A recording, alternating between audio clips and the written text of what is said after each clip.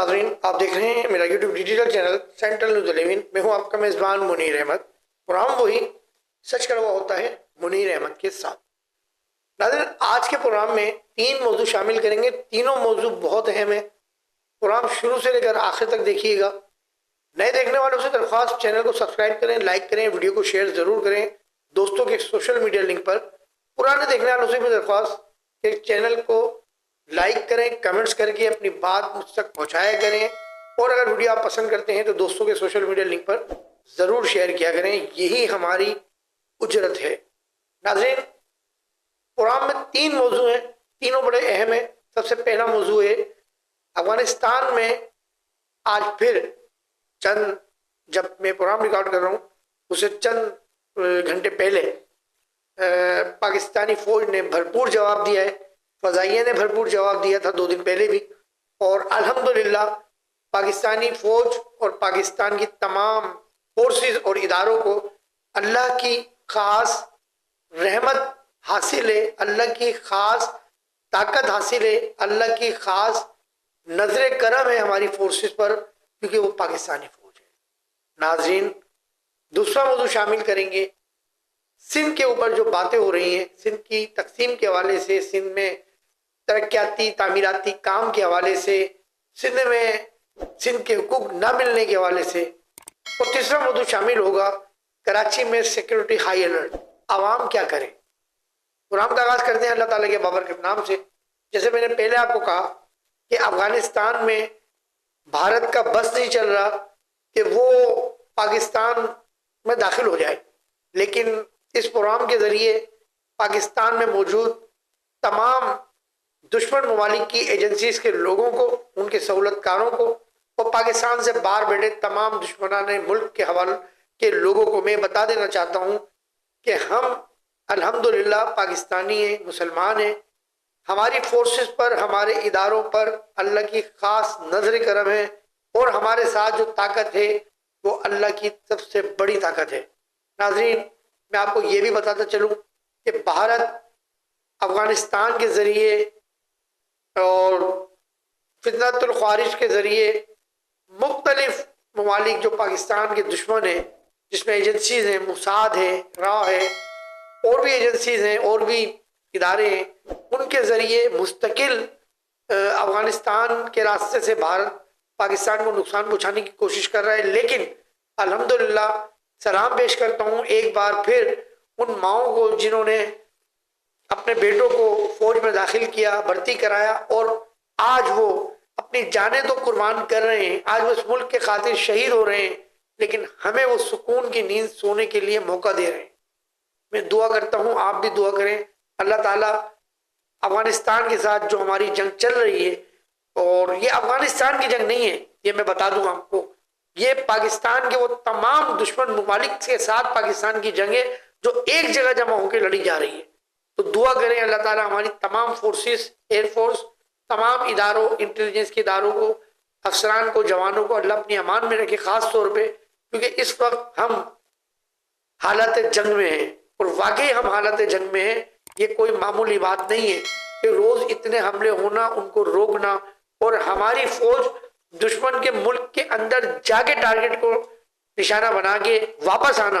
अल्हम्दुलिल्लाह, अल्हम्दुलिल्लाह हम आखिर तक फतह याब होंगे इंशाअल्लाह ताला। नाज़रीन, अगले मौजू पे हम आते हैं। पाकिस्तान पीपल्स पार्टी और एमकेएम के लोगों में जो जंग चल रही है सिंध के सूबे के हवाले से, सिंध के हुकूक के हवाले से, सिंध के तरक्याती कामों के हवाले से, देखिए इससे कोई बात ढकी छुपी तो नहीं है कि अल्हम्दुलिल्लाह हम महाजिर जब पाकिस्तान आए थे तो एक पाकिस्तान लेकर आए थे। हम खाली हाथ नहीं आए थे, हम एक पाकिस्तान लेकर आए थे। ये बातें पुरानी हो गई। मैं अगर अभी कोई बात फिर यहाँ रिपीट कर दूं कि हमारे लोगों ने ये करा, इंडिया से आने वाले लोगों ने ये करा, ये पुरानी बातें हो गई। मैं पॉइंट पर आता हूँ। देखिए, इस वक्त आसिफ अली जरदारी साहब को बिलखुसूस उनको मैं ये कह रहा हूँ, उनसे दरख्वास्त कर रहा हूँ कि वो माशाअल्लाह माशाअल्लाह बहुत ज़हीन आदमी है, ज़हीन सियासतदान है, क्योंकि उनके साथ मोहतरमा रानी शहीद भुट्टो साहिबा का साथ था और यकीनन आसिफ जरदारी साहब ने मोहतरमा से बहुत कुछ सीखा होगा। तो खुदा के वास्ते आप मुल्क की बका के खातिर और मुल्क की मौजूदा सूरत हाल को देखते हुए तमाम स्टेक होल्डर जो कराची के हैं बशमूल ताजिर बिरादरी, उनके साथ मीटिंग करें और उनकी सुने। आप किसी को नहीं रखें अपने साथ मीटिंग में, आप फर्द वाहिद खुद उस मीटिंग को अटेंड करें। बिलावल भुट्टो जरदारी साहब को अटेंड करें, अद्दी फरियाल तारपुर साहिबा को उसमें आप बिठाएं। इसके अलावा अदरवाइज आप किसी को नहीं बिठाएं। और वो जब मीटिंग खत्म हो तो आप ही तीनों लोग कुछ फैसला करें और वो फैसला आप सादिर फरमाएं। देखें, इसमें इस हकीकत से कोई इनकार नहीं कर सकता कि पाकिस्तान के आइन में ये लिखा हुआ है कि पाकिस्तान में सूबे बन सकते हैं, गुंजाइश है, सूबे बनाना कोई गलत बात नहीं है। तो सीधा सीधा आप उस पर अमल करें। पाकिस्तान के सूबा बनने से पाकिस्तान पीपल्स पार्टी की सियासत खत्म नहीं होगी। पाकिस्तान सिंध में सूबा नए बनने से कोई आपकी सियासत खत्म नहीं हो जाती, आपकी अजारतदारी खत्म नहीं हो जाती। अगर आप उस वक्त भी उस गोल पर जो आपको नया गोल मिलता है सूबे की सूरत में या वफाक के अंडर आने की सूरत में, जैसे भी, तो आप काम करें। मैंने तो अपने पिछले हफ्ते अखबार में लीड लगाई थी, अगर हमारे कंप्यूटर वाले लगा देंगे तो उनकी मेहरबानी होगी। और मैंने लिखा था 6 महीने के लिए।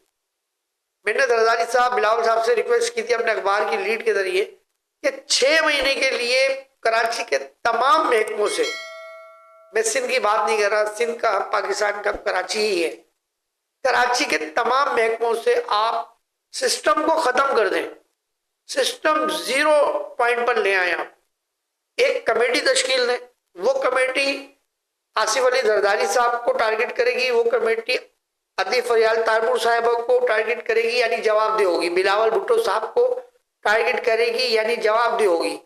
ऐसी कमेटी बनाए और शफाफ लोग, बिल्कुल काबिल एतमाद लोग हैं जो आपको हुर्फ बहरूफ बताएं। और वो कमेटी एक हेल्पलाइन नंबर दे और सिंध कराची के लोगों को ये बताए कि किसी भी डिपार्टमेंट में अगर आपका काम नहीं हो रहा हो और रिश्वत मांगी जा रही हो तो हेल्पलाइन नंबर पे अपना पूरा जो आपका मसला है वो बताएं उस हेल्पलाइन नंबर पे और रिप्लाई आपके पास आएगा। तो 0% 3 महीने के लिए 0% करप्शन ले आए, आप करप्शन खत्म कर दें तमाम महकमों से। ट्रैफिक पुलिस का आधा निजाम तो तकरीबन हल हो ही चुका है, मैं समझता हूँ, कैमरे लग चुके हैं, बहुत से इलाकों में नहीं है, बहुत सी सड़कें टूट फूट का शिकार है, वहां नहीं है। तो देखिए, अभी मैंने सुना था कि मोबाइल में आप लोग ऐप दे रहे हैं, वो भी करप्शन है। पुलिस मोबाइल वाला जाहिर है वो मुझे रोकेगा, बोलेगा भाई मैं ऐप खोलूं, आपका मैं चेहरा कराऊं, वीडियो बनाऊं, आपका मैं चालान करूं, ई चालान, तो इतने हजार का है, बताओ कितने पैसे, ये भी करप्शन है। तो सीधा सीधा उसका हल है कि ट्रैफिक पुलिस के लिए ये सीधा सीधा कानून बनाया जाए कि आप अपनी ड्यूटी ऑन करें, कोई चालान नहीं करें, कुछ नहीं करें। ट्रैफिक किसी सड़क पर जाम नहीं होना चाहिए, चाहे रमजान हो या रमजान गुजर जाए। 3 महीने का टारगेट मैं बता रहा हूं, ठीक है। जितने चिंची रक्षा चल रहे हैं, जितने भी चिंची रक्षा जो चल रहे हैं 6 सीटर, जब उनपे कोर्ट ने मौजूदा अदालत ने पाबंदी लगाई है तो क्यों चल रहे हैं? जो चलवा रहे हैं उनको भी बंद करें, जो चला रहे हैं उनको भी बंद करें।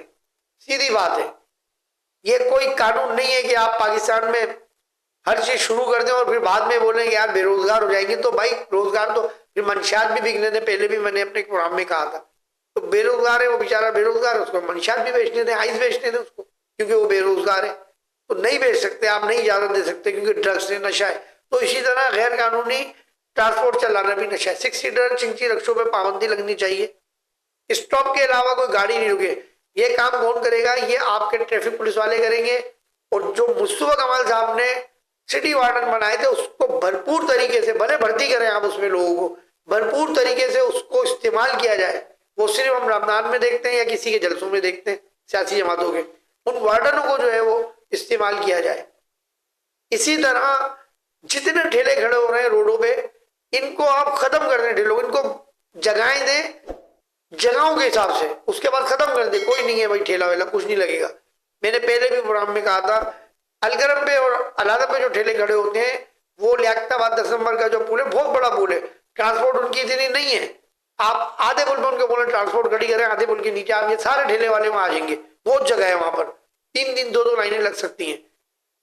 3 अट्टी में खड़े होने वाले, डाकखाने में खड़े होने वाले सारे ठेले वाले, इनको आप लियाकताबाद डाकखाने में जो पुल है गोलगप्पे वाले के सामने, गोलगप्पे वाला लियाकताबाद का नाजायज बैठा है, मैं आपको बता रहा हूं, लियाकताबाद का गोलगप्पे वाला नाजायज बैठा हुआ है। किस खुशी में बैठा हुआ है?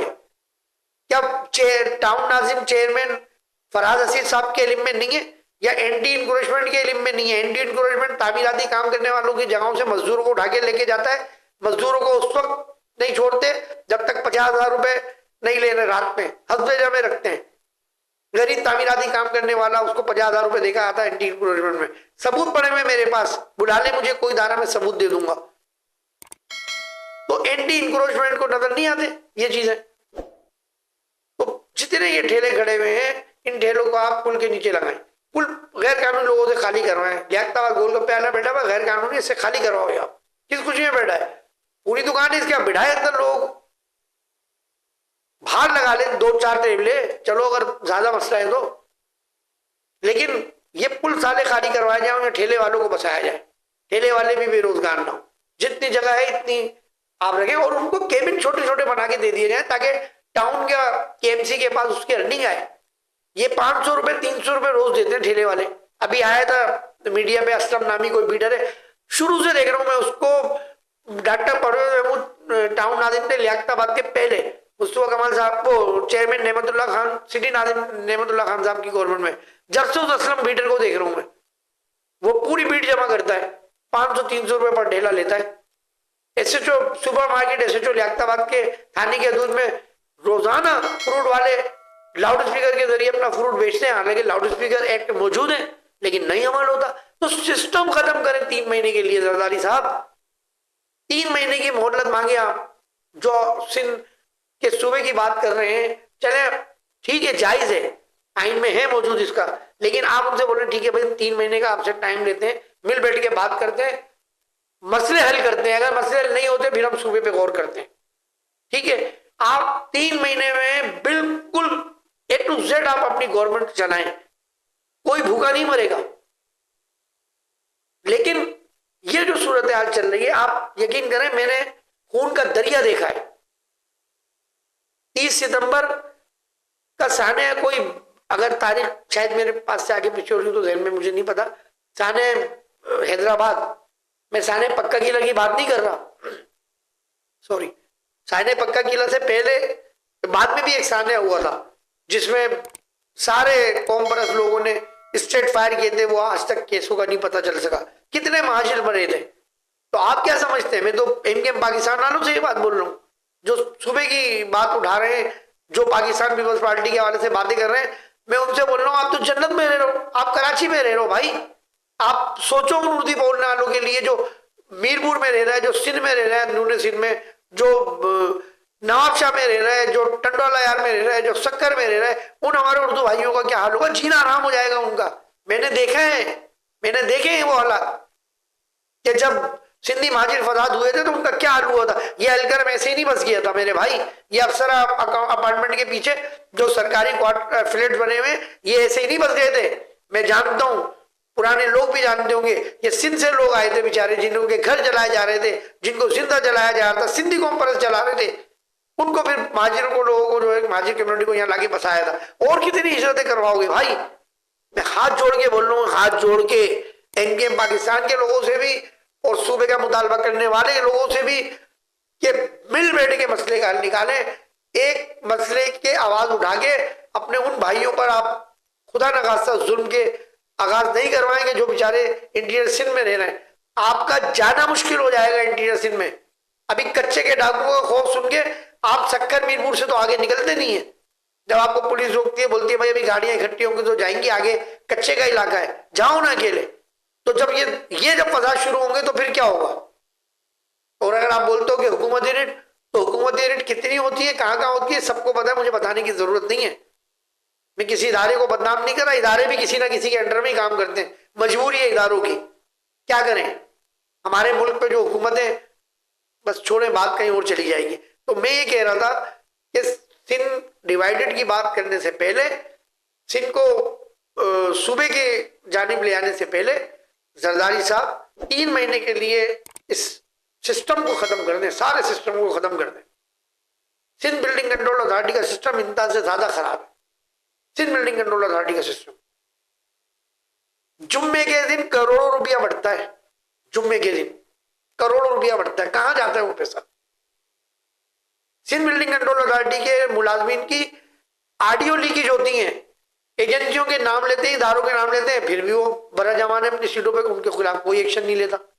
तो इसका मतलब इदारे भी तो फिर किसी के कंट्रोल में होते हैं ना, ब्लैकमेल होते हैं इदारे भी कहीं ना कहीं। तो मैं अगर एंटी करप्शन में कंप्लेन लगाता हूँ, एक मिसाल दे रहा हूँ माजरत के साथ, मैं एंटी करप्शन में कंप्लेन लगाता हूँ कि भाई सिंध बिल्डिंग कंट्रोल अथॉरिटी के अफसरान की सरबस्ती में ये प्लाट बन गया गैर कानूनी। अब वो जो सिंध बिल्डिंग कंट्रोल अथॉरिटी का जो अफसर है वो भी सिंधी है, जो एंटी करप्शन में लोग बैठे हुए वो भी सिंधी है। अच्छा, एंटी करप्शन वाले भी, मिसाल दे रहा हूं, भरपूर तरीके से एक्शन ले रहे हैं, ईमानदारी से एक्शन ले रहे हैं, ठीक है। होगा क्या, वो बेचारा कोई मीरपुर का होगा, वो कोई बेचारा सक्खर का होगा, उसके पास फोन आता होगा उसके एमपी एमएनए का, उसका खानदान तो वही है ना, उसके बीवी बच्चे तो वही है ना, तो कोई वडेरा भी फोन कर देगा उसको। उस एंटी करप्शन वाले की मैं बोलता हूं कि रिट, दूसरा जुमला अगर मैं बोलूं आम जमाने के कानून की बदमाशी, तो बेचारे की कराची तक है, उसको तो फोन आ रहा है उसके 20 बच्चों के पास से, कहता साईं फैमिली तो आपकी यही है, क्या कर रहे हो आप, वो मेरा जानने वाला है, एमपीए मैंने फोन कर रहे हैं, बाबा वो मेरे हल्के का है बंदा। तो कैसे काम चलेगा। सिस्टम को खत्म कर दें 3 महीने के लिए। आप यकीन करें कराची को कोई सूबे की जरूरत है ही नहीं।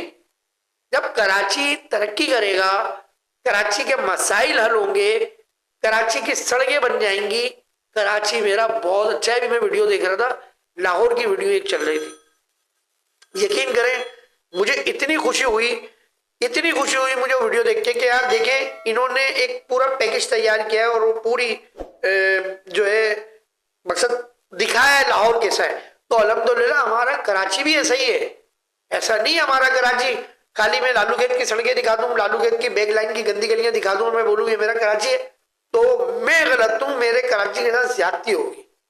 हमें इजाजत नहीं होती बहुत सी शाहराओं की वीडियो बनाने की, क्योंकि जाहिर है वहां हमारे इंटेलिजेंस इदारों के दफातर हैं, हमारी आर्मी के फोर्सेस के दफातर के इदारे हैं, तो हम वहां की वीडियो नहीं बना सकते। लेकिन इसके अलावा अगर हम तारिक रोड चले जाते हैं, हम बहादुराबाद चले जाते हैं, हम अजीजाबाद के बहुत से डिस्ट्रिक्ट सेंट्रल की बात बता रहा हूँ इलाकों में चले जाते हैं, आप कराची से पथारा सिस्टम खत्म कर दें, ये कराची मुंह से बोलेगा अपने आप को कि मैं कराची हूं, यकीन करें। यार जो हुक्मरान कर सकते हैं वो करेंगे, हम तो अपनी मशवरा ही दे सकते हैं, इससे हम क्या कर सकते हैं। तीसरे मौजूद पे आता हूं, कराची में हाई अलर्ट। अब आवाम क्या करे, सवाल ये था। देखिए इस वक्त हमारी इतनी अहम जिम्मेदारी है हम पर, आवाम पर, कि आपको एक दौर याद होगा, अब मैं बात करूंगा तो कहीं और बात नहीं ले जाना, ये मैं हकीकत बात बता रहा हूं कि जब जहादियों के खिलाफ, तालिबानाइजेशन के खिलाफ ऑपरेशन शुरू हुआ, तो उस वक्त मुशर्रफ साहब मरहूम के साथ इनके अच्छी अटैचमेंट थी, तो बानी इनके ने मतलब ये पार्टी पॉलिसी थी, अब मैं इस पर गहराई में नहीं जाऊंगा, तमाम यूनिटों को कहा गया था कि भाई वो नजरें रखें इलाके में, अगर किसी के घर में इजाफी रोटियां जा रही है ना, या किसी के घर में इजाफी चहल पहल हो रही है जो आपने इलाके में नहीं देखा उनको पहले, तो उस घर के टारगेट को फौरन हमें बताएं। वो फिर जाहिर एजेंसियों को बता दिया जाता था कि भाई इस घर में राशन ज्यादा जा रहा है, इस घर में वो लोग हैं जो हमने पहले नहीं देखे, तो बड़ी कामयाबियां मिली है, ऐसी बात नहीं है।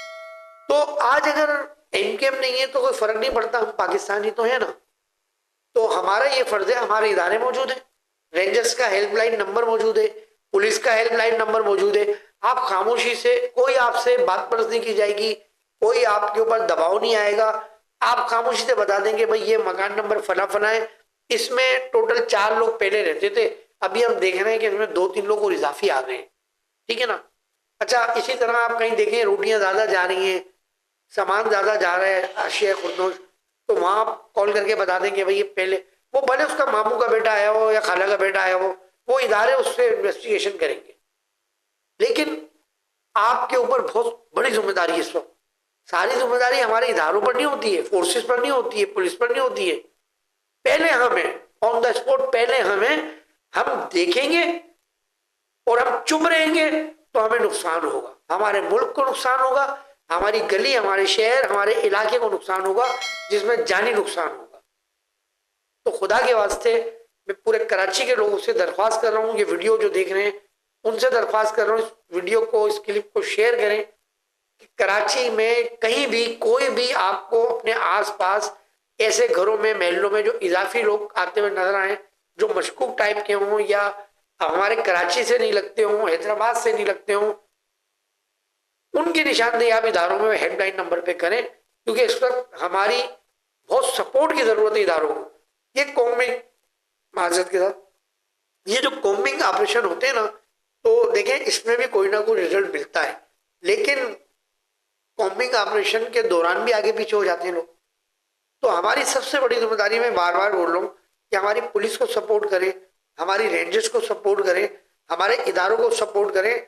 इस वक्त सिक्योरिटी हाई अलर्ट है कराची में, यकीन करें। मैं फिर बोल रहा हूँ, जैसे मैंने शुरू में कहा था कि भारत का बस नहीं चल रहा कि वो पाकिस्तान के साथ क्या करे, ये उसकी खुशफहमी है। लेकिन अल्हम्दुलिल्लाह जब तक हम पाक फौज के साथ खड़े हैं, अवाम पाक फौज के साथ खड़ी है, पाकिस्तान का कुछ नहीं होगा इंशाल्लाह ताला। हम अपने घरों में चैन की नींद सोएंगे। लेकिन उस वक्त जब हम अपनी फोर्सेस का साथ देंगे, उनको दुश्मनों की इंफॉर्मेशन देंगे। अपना बहुत ख्याल रखें। प्रोग्राम का इख्तिताम करते हैं। दुआ करें पाकिस्तान के तमाम इदारे, उनके फोर्सेस के तमाम इदारे, उनके अफसरान, उनके जवान, हम सबको अल्लाह अपने अमान में रखे। कैमरामैन अरज अब्बासी के साथ सेंटिनल यूट्यूब डिजिटल चैनल से उन्हें रहमत की इजाजत दीजिए। अस्सलाम वालेकुम रहमतुल्लाहि व बरकातहू।